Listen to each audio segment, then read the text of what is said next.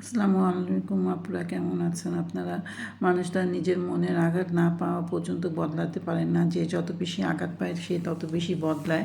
কথাটা সুন্দরী। আসলে আজকে মাংসটা রান্না করলাম। মাংসটা একবার পানি দিয়ে কষাই নিচ্ছি, তারপর আবার পানি দিয়ে আবার কষাবো। আরেক চুলায় তো আমি শাক বসিয়েছিলাম, তো মাংসটা ওই পাশে চুলায় নিয়ে শাকটা এই পাশে চুলায় বসাই দিলাম। আমি আসলে সকালেই রান্না করি।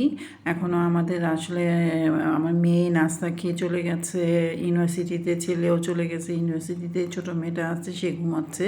সে উঠলে তারপরে গিয়ে আমি নাস্তা করব তার সাথে। এই যে মাংসের পানিটা শুকিয়ে গেছে, আলু দিয়েছিলাম, এখন আবার পানি দিয়ে ঝোল দিব মাংসের মধ্যে।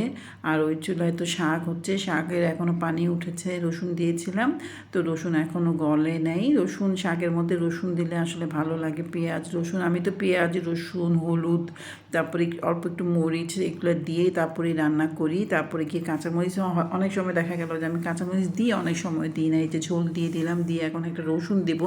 আমার কিন্তু তরকারির মধ্যে রসুন দিলে খেতে অনেক মজা লাগে। আপনাদের কেমন লাগে একটু জানাবেন।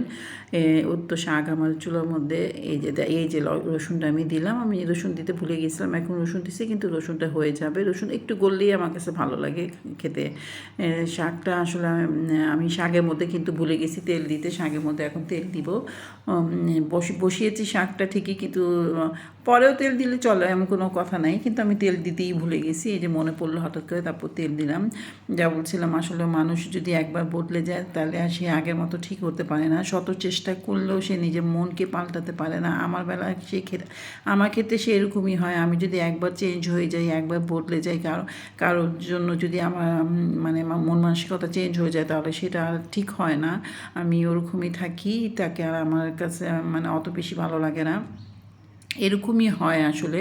অত সহজে তো মানুষ বদলায় না, নিশ্চয়ই কোনো না কোনো এমন কোনো কারণ থাকে, তাই মানুষ বদলে যায়। তো আজকে আমাদের রান্না হলো এই যে লাল শাকের ভাজি, মাংস আর ডাল ভাত আগেই রান্না করে ফেলেছিলাম।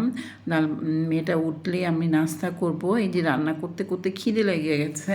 এই রাঁধুনি গরম মশলা দিয়ে দিচ্ছি, দিয়ে তারপরে চুলা বন্ধ করে দেবো। রাঁধুনি গরম মশলা আসলে ভালোই, খারাপ না।